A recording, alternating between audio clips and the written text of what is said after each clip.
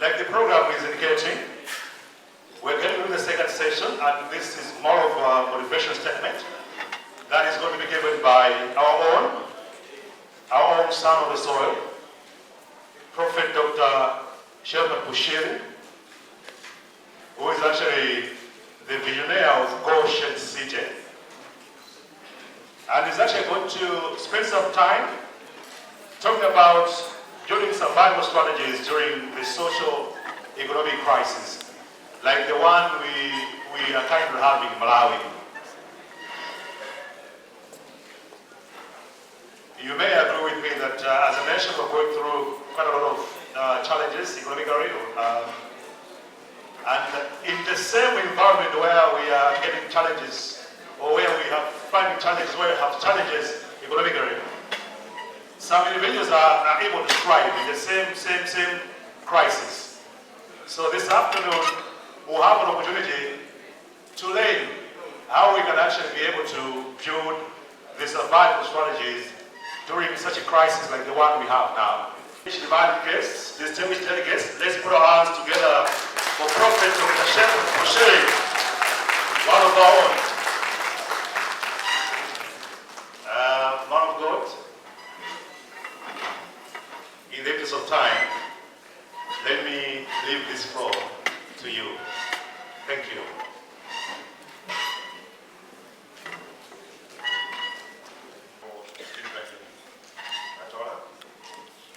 The board chairperson of MIPS, Mr. David Wanamo,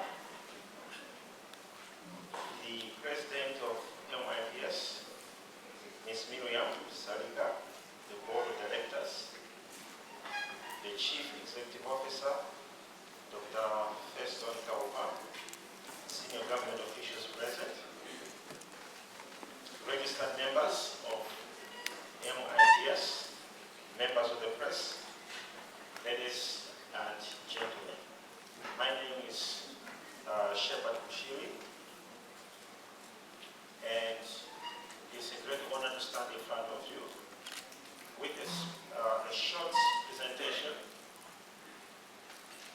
Basically, I will much focus on three things.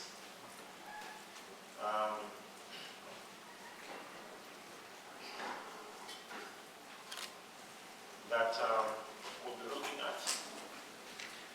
It's a short presentation, but I will be basing on how we are using some few methods at Goshen City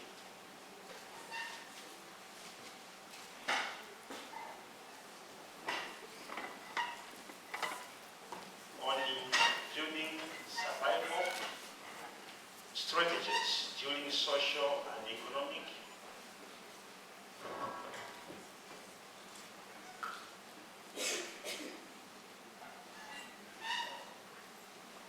Oh, thank you. Is it okay now? It's better? Yeah. Oh, thank you so much. Thank you.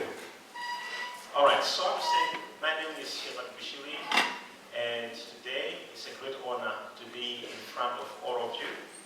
And I'll be speaking on how Goshen City and some of our few companies that I do in the business and the few experience I do have in the various businesses, how I have been building survival strategies during social and economic crisis on the supply chain.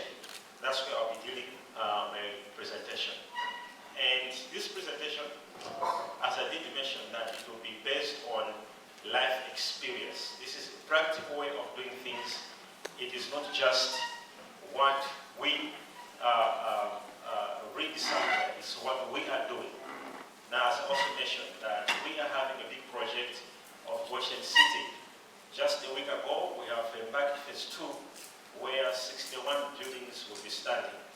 And how would we do that? How are we going to do that with all the crises that are taking place in the world, especially on supply chain?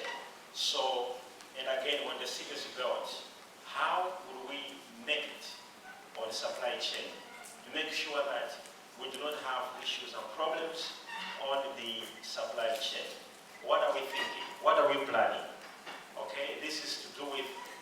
360-degree solution. How are we planning on it? Okay, and I'll be a bit on very serious business side. Some of you, maybe you know me just as a man of God, and you'll be surprised a little bit like, oh, he's not talking business in this way, but we have to do so because it's also another side of God blessed us. Okay, so mainly I will start with this introduction to you. We are having so many problems currently, right now, okay? And these problems are happening due to how the world has been reset. Now, the world has been reset due to things that happen, like COVID-19, the wars in Russia.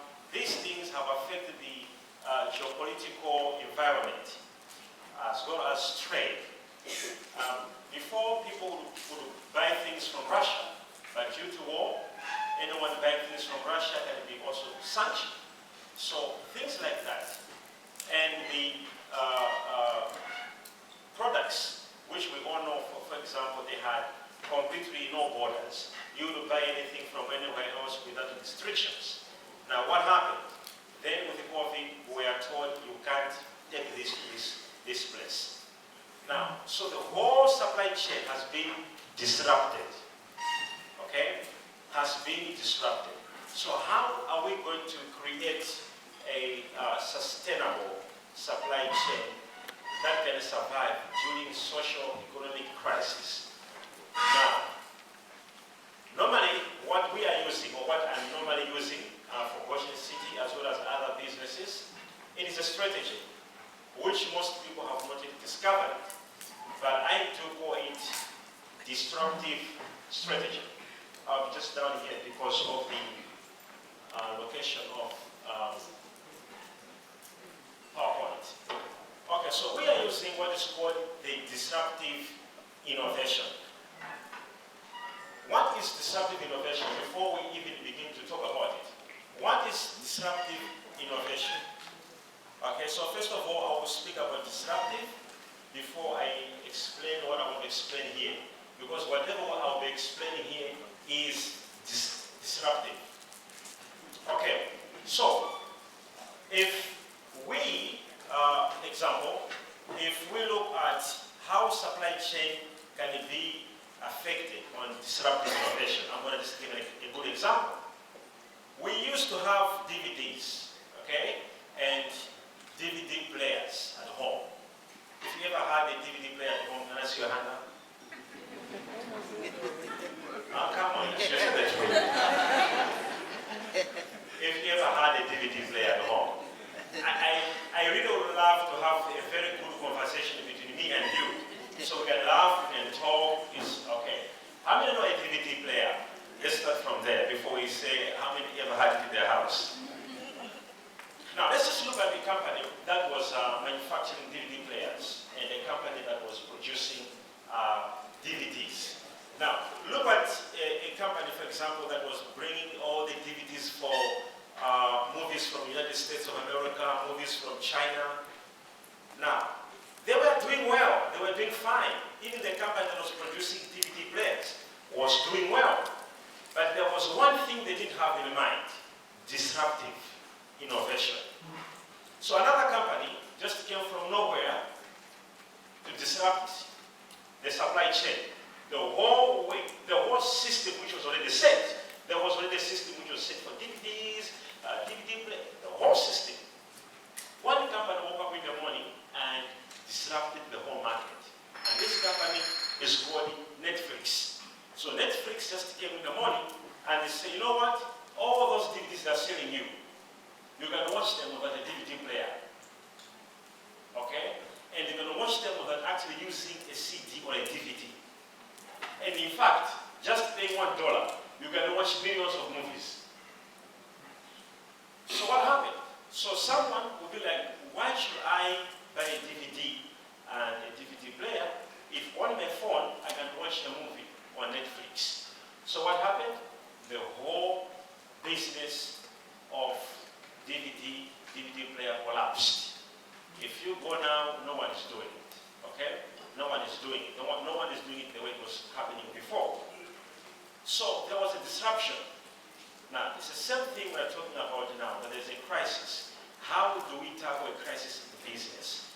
And we are dealing with the supply chain here. So we are using disruptive innovations. How we can also disrupt certain things and aspects where there are problems. Now, we are looking at the following things. The supply chain has been disrupted. What has disrupted the supply chain? We have already said it. Okay? I call them Vuca.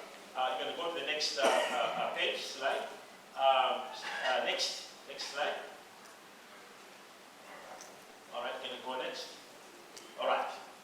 So if you look at that, volatility, uncertainty, complexity, as well as ambiguity. These four things, okay, or known as Vuca, these are things which happen in any business, okay? There are uncertain things that can happen at any time, any business. You can wake up in the morning and you see that something has happened. And these things can happen, as you can see there, due to changing global macroeconomic environment, reforms, it will be GDP, or sometimes exchange rates, sometimes will be unemployment rates, inflation, changes in political landscape or geopolitical.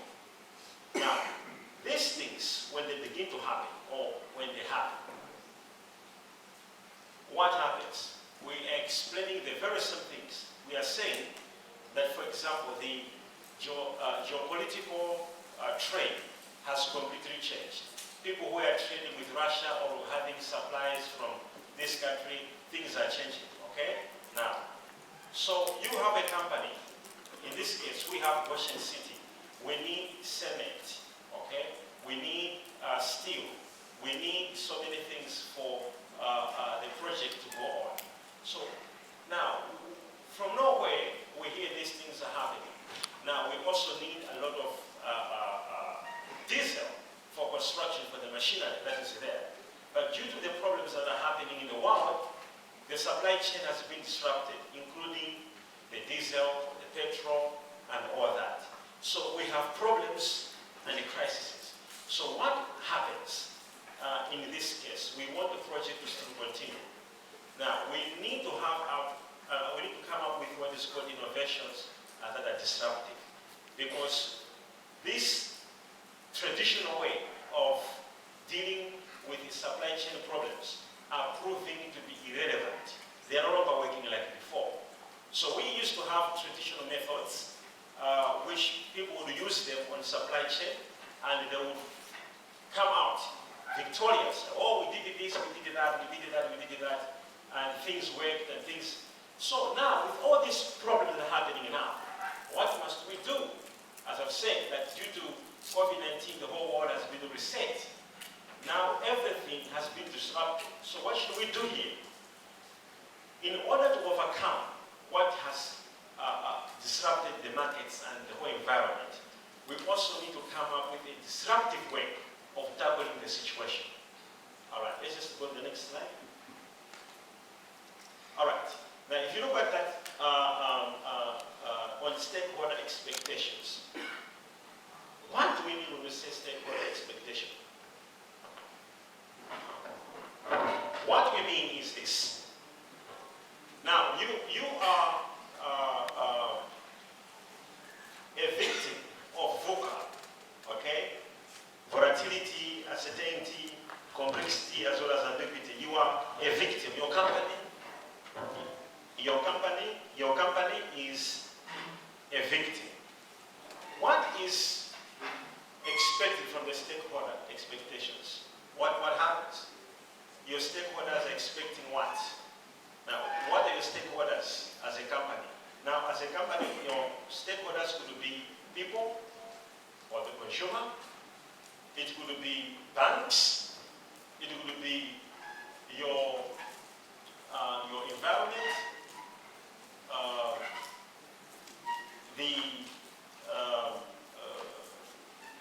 the people around your business. Now, what happens with them? Them too, you look at that, changes in consumer expectations. Now, people begin to say that, you know what, your company is facing challenges. You don't have this, you don't have that, you don't have this. Now, because of that, what happens? Everything begins to go up. Prices begin to go up. There's no forex, there's no what, devaluation, things begin to go up. Now, what happens? People begin to wait. They say, who will not buy this now? Or who will not do this with this company now? Who will not buy this product with this company now? Until things go down. Okay? So you look at that. The changes in consumer expectations. This could also happen where people begin to think, we could do this when this thing goes like this. Okay? Like fuel. Okay, we had fuel going up, thank God. We have the minister here. We thank God that they say, okay, we have reduced the price of fuel. Now, can you imagine now? Some other companies are saying, we will not do construction now. We're going to wait a little bit until it has also reduced. Okay? Now, you look at the expectations for the stakeholder. Now, you look at increased demand for corporate social responsibility as well. Like, when there are problems like this, at a Goshen City, the whole surrounding, people coming, oh, we don't have this, we don't have this. Now, that also begins to affect the company because you now begin to have to think how to feed the people, they need this, they need that, they need that. And also you look at demands by interest groups. Now, you have got interest groups with your organization or your company. Now, these people, they will not look at the environment. For example, the bank, they borrowed you money. They will not look at the environment. They will not look at there is inflation. They will not look at there is recession. They will just come and say, we need our loan. Okay? We need our loan. We need this, we need that. So you look at that. So when you are having a disruptive innovation in your supply chain methodology, you must be having all these ideas in your head to say, if due to these things, we expect these things to begin to happen. Okay? Now, this also, you look at changing demographics. Okay? This will be push factors or pull factors. What do we mean when we say push and pull factors? For example, if there is a problem, let me just say there is no food. There is no food in Mangochi, but food is found in Salima. What will begin to happen? So even people begin to leave Mangochi to go in the search of food in Salima. And in supply chain, and you know what drives it? Mostly, it is demand and supply. Now, so demand of something will become a pull factor, okay? And like in supply can become a push factor. So people begin to leave. And you need to understand that in any environment of business to say, these environments can begin to, now what happens? Companies begin to make losses. They're no longer profits. People begin to lose money. Companies begin to close, okay? So we have to safeguard that, okay? Because it's all about supply chain. And again, we also look at the more the demand is increasing, the more also, if you are doing manufacturing of goods, let me give a good example of, you produce ufa, flour. Now, your maize meal, it has a lifespan, how it has to wait within a day. And again, for how long before it is resurfaced. What happens because there's a high demand, you're working day and night, what happens? Aging of assets. So some assets begin to age. Be it construction, be it one, they need to be renovated. Now, we have also to have that in mind on supply chain because this is a problem. You need to also have the disruptive methods to say what happens if this stops working. Because the moment the factory stops producing because it needs service to be reserviced, what happens? The whole supply chain also there has been disrupted. Now, we have to have all these first of all in mind. It could be issues to do of Vuca or stakeholder expectation or aging of assets. So let's go and find out. So strategy design, I designed that strategy, which I want you to look at, which I normally use in all things I do. Okay? I know most of you don't know the businesses I do, but it's my principle. Okay? One of my principles is do not let people know what you do. Leave them keep on guessing. It's a strategy. So people should just be guessing. What does this boy do? What does he do? What does he do? But when you chat with me, trust me, in 10 minutes, you're going to find out that this guy, I think, is doing something. All right, so let's look at the current situation. So we all standing in the current situation. We all standing there. So we want to disrupt the whole traditional way of supply chain, how people are coming up with solutions and all that. Now we want to come with a disruptive method. How do we do it? So that despite the Vuca, despite the stakeholder expectations where the banks still need their money, this one is this, despite the aging of assets. Disruptive strategy. Disruptive strategy, we have to disrupt what is disruptive. Okay, so we are looking at two things there. Okay? We are looking at backcasting and forecasting. Now, when you look at these two words I just mentioned right now, they might be very familiar, okay? In supply chain, most of you know these words where you have to be proactive or reactive in supply chain. You have to be thinking, to say, this happened, what do we do? Okay? That's being proactive. Reactive is when it has happened, how do we fix the problem? Okay? So you already know these words, the most famous words in supply chain. However, we want to make them disruptive. Okay? So how do we do that? So we look at what is your idea future? And that has to be driven by purpose. So you look at your idea future, and it has to be driven by purpose. How do you do that? And we are looking at on the backcasting, okay, on the reactive. Now, for example, you have been found that there's a crisis. All of a sudden, there's this crisis and you don't know what to do. So what are we going to do? Okay? So we'll look at those things just a few minutes from now. This rapidly. That's what we want to do here. And again, proactive.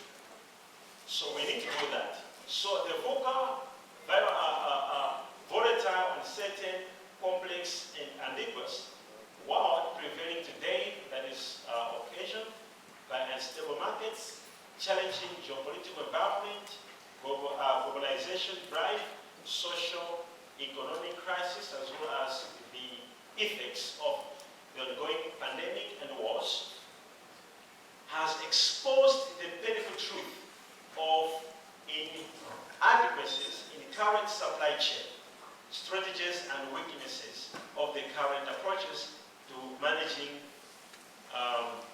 supply chains, resulting in increased vulnerabilities of businesses to low or no sales, downsizing and or closure.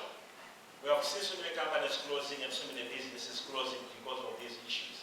So businesses around the globe have been reinventing the value chains to build resilient supply chains to respond to these problems. Okay? So most of these methods that businesses are now developing now to say, how can we build resilience during these problems are coming out. It is from those methods that people are developing now, innovative ideas that businesses are originating or developing. It is also how we at Goshen City, we had also to develop our own strategies in innovation. And this strategy is disruptive.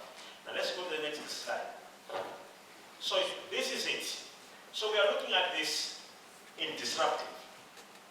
Desired state of business. Okay? We are looking at the desired state of the business. So what is the design state of the business? What do we mean? We mean, how do we desire the business we are having or the project we are running to look like at the end of the day? How do we want it to look like? How do we want it to be? So we come to a few things like this. Number one, agile and efficient. Okay? So the way we are, for example, the way we are doing the Goshen City, it is very agile. Agile means to be flexible at any point in time. Okay? It can adapt a new environment. Okay? It can, whatever situation that is coming in, we are making it in a way that it must be agile. It must be something that can actually be converted. All right? And also efficiency. Now, this is very important because if your business depends on a certain way of chain or supply chain, and if something happens, it becomes a problem for you to manage the crisis. So whatever you do, make sure that there is that moment when it can actually become flexible. Now, we're also looking at technological innovation. I'll give you an example of how we will deal with the supply chain at Goshen City. Now, why if profit? Why if there is shortage of food in Malawi and there is a city there are people are coming to tourists, they have to eat, there's no rice, there is no maize in the country. How will you deal with that issue? Now, we came up with an innovation, okay, as I said, technology and innovation where we have created an application. In this application, whether you or your brother or your sister or any Malawian who has 10,000 bags of maize, simply they will just be going on the Goshen City because it is an e-city, Goshen e-city application. Simple, they will just go there and take a picture of their bags of maize and upload it there and write maize for sale, 10,000 bags and the price. So in this way, we don't have to have issues of where do we get what, where do we get what. In other words, we are bringing the whole supply chain right in front of us. So we'll be able to know who has what. Someone has got a business of logistics. He will just go there and say, I have a logistic company, I do this. So we have demand right there, and we have supply right there. We also can have good logistics.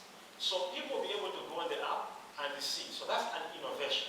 How to deal with this environment where the supply chain is becoming more and more uncertain.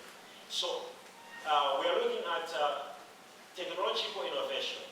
Not only that, collaborative partnerships. So in collaborative partnerships, we are looking at who can be our partner when there is a problem like this, when there is a problem like that. This is why you are seeing me coming here to speak to you. It is not really basically to come and speak to you, but it's also to create relationships with you guys, because most of you are into supply and you know the industry very well. So my coming here, it is more than just to come and speak to you.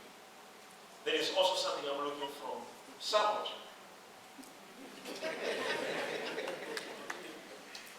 So on collaborative partnerships, they are very important. So a business must do that. People who are in supply chain must always know that you need these partnerships to be going, and that helps in terms of moments like this. Now we go to empowered communities. Okay? I also call this knowledge economy. There is so much money in knowledge economy which people do not understand, but I will share with you now. So, how do we deal with some issues on supply chain? At Goshen City, as I said, I'll be giving an example of how we are doing it. So, at Goshen City, we have come up with a process where we're going to empower the whole community around us with business money, and we tell them exactly what they need to produce for us So give money to the community and say, start poultry. Okay? Be doing eggs, be doing chickens, be doing gardens, be doing this. So that even if our supply chain has been disrupted, the community will become a solution in moments like that. So sometimes also empowering in the community, it becomes a disruptive way of dealing with some crises and problems in moments like this. Then we also look at green economy. Okay? How are we going to do at Goshen City? We understand that sometimes ESCOM is not reliable. So we also have to be looking at green economy. And green economy involves issues like solar, biogas, that's what we're trying to do at Goshen City. So we'll be producing our own energy using biogas. So all things from toilets, from everywhere else, they will not just be going to be thrown out. They'll be converted to electricity. That we are disrupting the problems that may come with the supply chain of ESCOM, because they supply us with electricity. And what happens if there's no electricity for 3 days? And at the Goshen City, we are building, one of the things we're doing now, we're also putting we'll be having cable cars. The cars will be moving in the cables. Now imagine people in the cable car moving in the atmosphere and the lights goes off for 2 days. How will they be picked from those cable cars? So you have to understand all those type of things on supply chain. So you have also to look at how you're going to disrupt the problem. So we're also looking at going green and by discovering the green economy. All right, so I already explained on the knowledge economy. So in short, this is a desired state of a business. Every business needs to put itself in a place where they should know that if this happens, this is what we're going to do. If this happens, this is what we're going to do. Okay?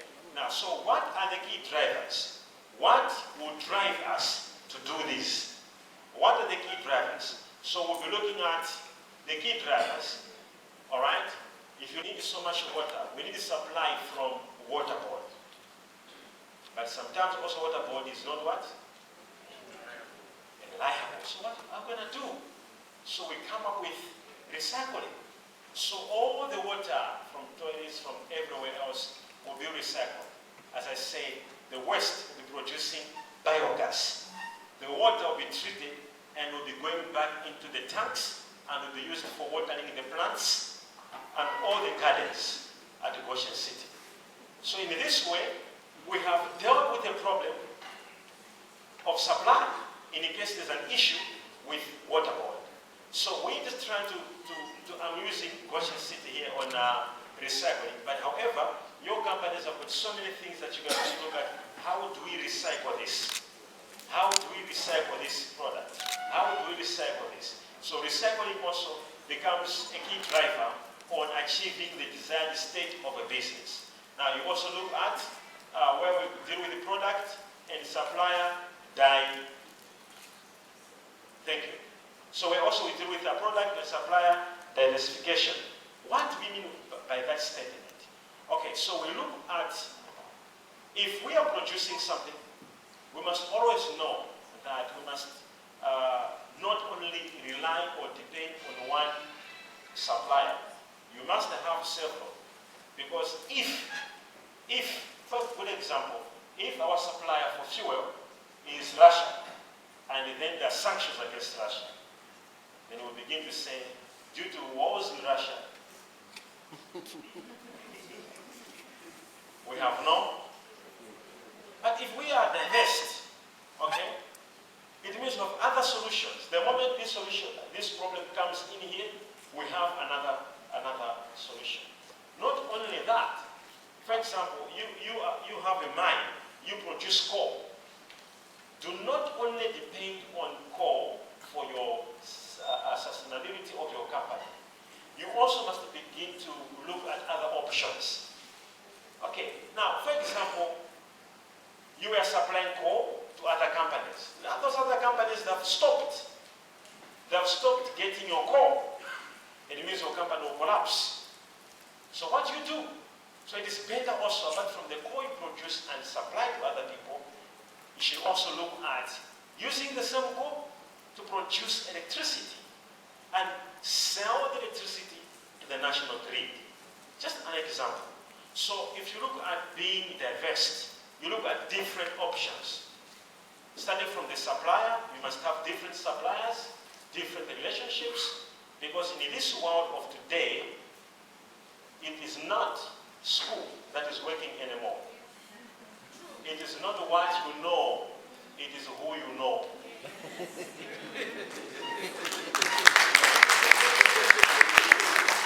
So create more the who you knows. Trust you me, trust you me, trust you me. It doesn't work, this thing of what I know. We have so many professors, so many people who don't even know what to do, where to start from. They know too much, but they don't know someone. So I tell people, if you really want to go far, simple, create the who you knows. Simple. Unfortunately, our country, in Malawi, we have not yet discovered the knowledge economy. Because the knowledge economy deals with who do you know. So you must create who you know. That's why I'm here. I'm not here just to talk to you. I've come here to create who do I know.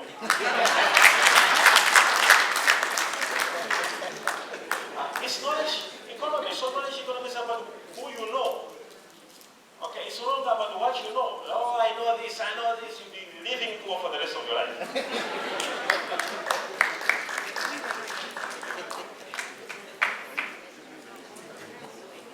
True or false?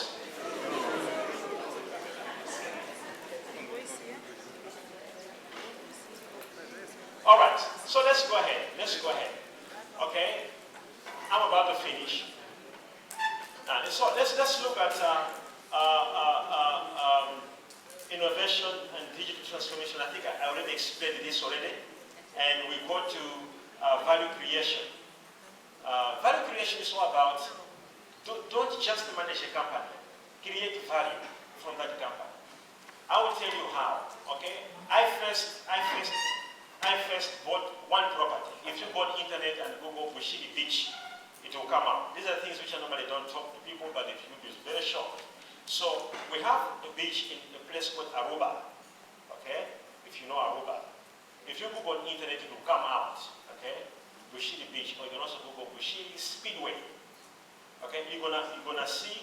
So we first had a property, and when we did this property, we needed to grow. But how do we grow from one thing that we have? It was now not just a thing of saying we need just to create supply chain that is moving well. No, we also had to use the same property to add the value that can produce a cash flow.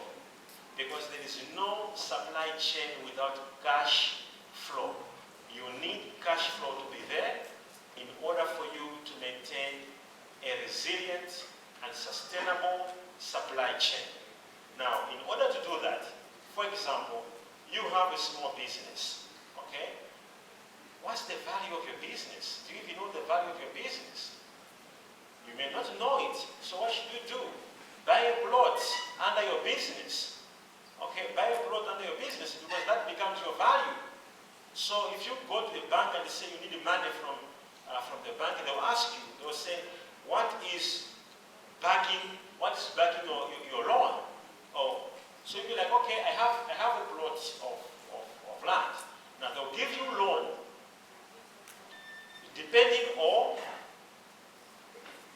looking at what you have as your equity. Now, so the equity that you'll be getting from the bank, it is backed by your plot of land. Now, in this case, what you do has value. Okay. Now, so on the value, can you imagine a company is about to close, and it has got no value? It will close. But when it is about to close, because you can't sustain the chain supply, if it's about to close, you just simply go to the bank and say, we have this company. And we're about to close because we are looking for dollars and we don't have these dollars to buy this and this in China. So the bank will just come and say, okay, we'll fund the project because they know the value you have. So in order to create a resilient, sustainable supply chain, you also have to be having the value addition mentality, and also efficiency and productivity improvement. And I think that explains itself. Let's go to the last slide, if not.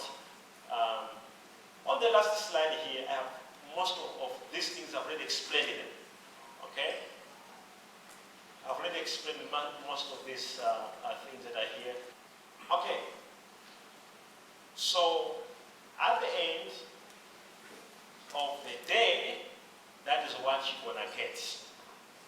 If you look at the things I've just given you and present it to you, your end product, your company or what you do, a progressive social economic environment, resilient and sustainable performance by business and the country, delivery of full potential of assets, real value to communities, commercial excellence in all facets. This is digital technology in areas that matter, successful operational readiness plans to Vuca. I think you remember Vuca wow, okay?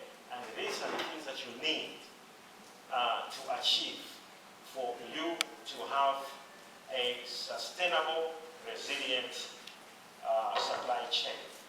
And I think if I have any question, I may take that question. But otherwise, thank you so much for listening, and I hope this adds value to you. Thank you.